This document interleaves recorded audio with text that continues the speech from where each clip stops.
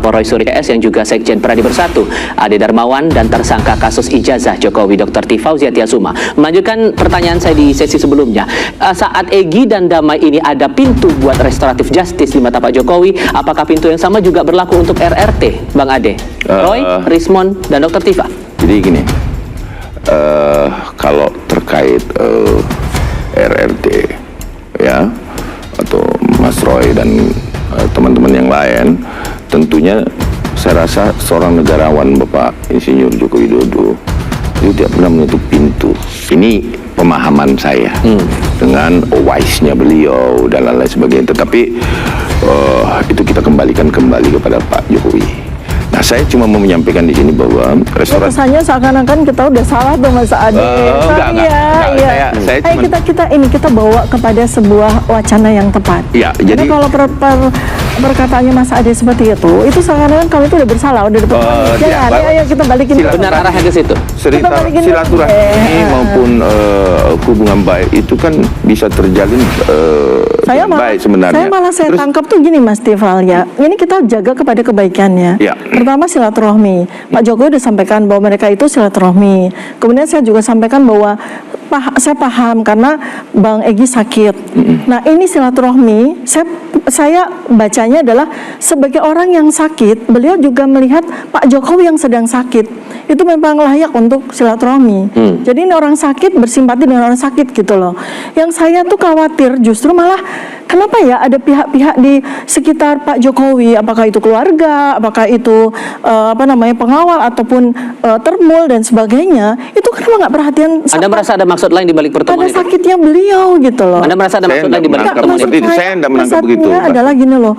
Ini silaturahmi ini adalah sebuah hal yang baik ya. Jadi kita tuh simpati gitu loh. Kalau kita lihat dari aspek itu ya, kita lihat dari aspek luhur dulu. So poinnya apa nih kalau begitu? Ya silaturahmi kepada sebuah restoratif justice yang dimaksud dalam konteks hakiki, yaitu pemulihan, keadilan, ya kan? Nah itu benar-benar restoratif justice. Dan Anda, kalau Anda pribadi nih, kalau Egy dan Damai sudah bisa bertemu Pak Jokowi, Anda juga pengen ketemu Pak Jokowi? Konteksnya kan sekarang begini. Nah sekarang ini persoalan RRT ya. Ya. Ini saya mau sampaikan ke Mas Ade. Dari sejak tanggal 30 April 2025 itu terjadi sebuah kesalahan yang sangat fundamental. Kami ya bertiga itu melakukan penelitian terhadap ijazah so-called milik Pak Jokowi. Kami sama sekali tidak melakukan tuduhan bahwa Pak Jokowi melakukan pemalsuan ijazah. Sama sekali.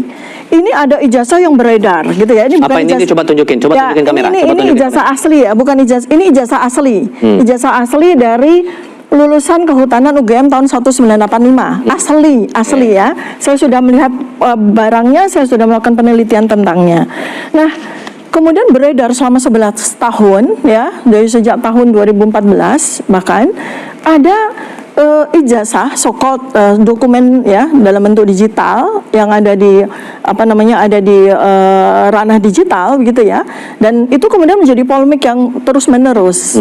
Kemudian para ahli ya termasuk saya belakangan tahun 2022 saya baru melakukan penelitian. Kalau Mas Roy itu udah dari tahun 2017. Ada seorang jurnalis Pak Bambang Tri melakukan penelitian itu sejak tahun 2016 dan kemudian dia mendapatkan kriminalisasi gitu ya. Itu kan sebuah perjalanan yang sangat panjang terhadap si ijazah tersebut. Tetapi poinnya adalah kita itu meneliti ijazah, bukan kita menuduh Pak Jokowi melakukan pemalsuan ijazah. Ini saya buka pada malam hari ini bahwa ada seseorang, ada sekelompok pihak yang kita sebut X, ya, kita sebut X yang melakukan pemalsuan ijazah. Kami peneliti RRT, Roy, Rismon, dan Tifa itu melakukan penelitian terhadap dokumen yang beredar tersebut. Anda mau bilang bahwa penetapan status Anda sebagai tersangka dan sekarang mereka dilimpahkan? Jadi Pak Jokowi ini kelirunya saya rasa bukan Pak Jokowi ya, tetapi penasihat hukumnya mungkin ya melihat mendudukan persoalan itu sehingga kami jadi terlapor itu kan keliru. Kami tidak melakukan penuduhan terhadap Pak Jokowi melakukan pemalsuan, tidak. Benarkah keliru? Masuk klaster manipulasi data mereka. Jadi itu loh Mas Ade, saya mau meluruskan. Ini yang kita bicarakan adalah Pak Jokowi, ya, Pak Jokowi Widodo itu dia di framing seolah-olah dia memiliki jasa palsu. Nah, sekarang Memiliki. yang memframing siapa, Tunggu, Mas? Oke. Ayo. Terjadi Data lagi nih, saya catat dan ya. itu sudah terus menerus dilakukan. Ya, Oleh siapa tuh? Tadi 2016 sudah diungkapkan palsu. Sementara Bu Tifa, Jadi ada pihak ya, jadi yang sementara belum pernah memegang atau melihat ijazah asli. Di bagian mananya mereka dianggap memanipulasi data? Ya, kalau terkait manipulasi data itu adalah bagaimana sesuatu hal yang wujudnya tidak pernah dipegang, Mas, ini supaya kemudian diteliti. sorry, ini kita potong ya, karena Ya. ini penting sekali. Frasa Anda tuh penting sekali. Jadi selama bertahun-tahun ada framing seolah-olah Ya. ada ijazah palsu. Nah, kenapa Anda tidak mengejar siapa yang memframing? Nah, Kenapa Anda justru malah itu. melaporkan kami para peneliti Justru yang berusaha itu, menegakkan justru ini loh, Mas itulah. ya. Peneliti itu tugasnya, Mas Ade, Ya. itu adalah menegakkan kebenaran. Kalau ijazah ini asli, kami bilang asli.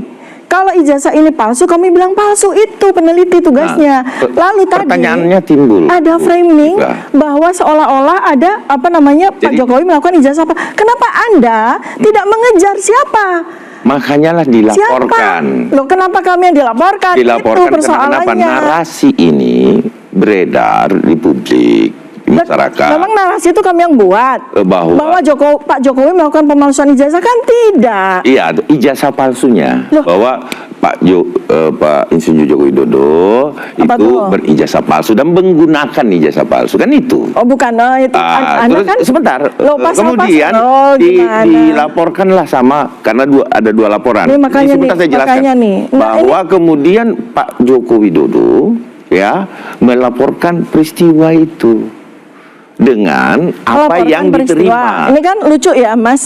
Ingat ya, melaporkan peristiwa ya. Iya, peristiwa Tetapi ini. Bahwa deliknya delik aduan, kan aneh. Ini kita bicara Ya, dengan memang delik advokat. aduan, delik Lah ya aduan. delik aduan. Iya, kan ada yang dilaporkan advokat. kan, yang dilaporkan jelas. peristiwa. Saya mau bicara sama Pak Jokowi ini. Pak Jokowi yang saya hormati, Anda melaporkan peristiwa, Ya. ya kan? Bukan melaporkan orang, ya. Artinya yang harus Anda Bentar, hadirkan kamera Anda di situ. itu Pak Jokowi. Oke. Oh, Anda oke. Anda oke, baik. Oke. Pak Jokowi diam. Pak Oke. Jokowi, Pak Oke, Jokowi, lanjut. kan Bapak kan katanya bukan melaporkan orang, tapi melaporkan peristiwa, Ya. gitu kan? Tapi pada saat gelar perkara khusus 15 Desember 2025, di mana saya hadir waktu itu, saya melihat laporannya Pak Jokowi tidak melaporkan peristiwa, Ya. tetapi melaporkan kami. Nah, ini adalah sebuah, mohon maaf Pak Jokowi, Anda melakukan pembohongan publik. Ya. Jadi mohon ini persoalan pidana loh, pembohongan publik ya. Karena Pak Jokowi jelas mengatakan pada video, saya melaporkan peristiwa, bukan melaporkan orang. Tapi ketika saya melihat laporan Pak Jokowi jelas melaporkan kami, gitu loh Mas Ade. Ya, jadi gini. Mohon disampaikan kepada beliau, Anda yang punya akses kan, soal apa sampaikan beliau. Ya. Non sewu nih Pak Jokowi, Anda melakukan pembohongan publik. Jadi Nggak boleh, itu pidana gitu loh. Jadi gini, Bu Dokter, bahwa kemudian pelaporan Mau melakukan pemidanaan terhadap orang, tetapi dengan melakukan pidana itu sendiri, itu persoalan besarnya. Jadi melaporkan peristiwa sehingga memberikan bukti-bukti, narasi-narasi baik di akun X yang Ibu punya, mungkin ya, ini mungkin ya, bahwa kemudian mempersiapkan semua video dan lain-lain sebagainya, kemudian diberikan kepada penyidik.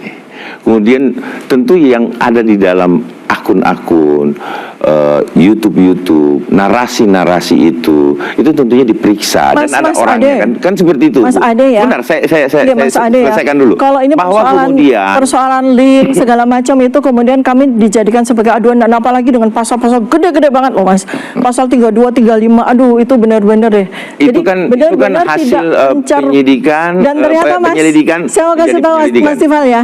Ini pasal yang sangat mengerikan dan dipakai tidak pada tempatnya, karena pasal pasal 32, 35 saya sudah konsultasi dengan pembuat pasal tersebut, Undang-Undang ITE, Profesor Hendy Subiakto dan termasuk Mas Roy Suryo yang membuat. Itu pasal dimaksudkan untuk para hacker yang mendobrak CIA dan sebagainya, intelijen, ini saya sepakat mendobrak nih. bank dan sebagainya. Saya sepakat ketika kemudian pasal-pasal itu sudah ditentukan, ya kan? Jadi itu ada instrumen hukumnya. Pasal 32, dokter, pasal 35. Bu dokter bisa langsung rapid, Bu dokter. Pasal 32 dan pasal 35 bila memang ada penerapan itu para pasal hacker yang atau membobol bank, yang membobol intelijen. Tapi Masya Allah, itu pasal ternyata benar-benar muncul di tanggal 30 April 2025.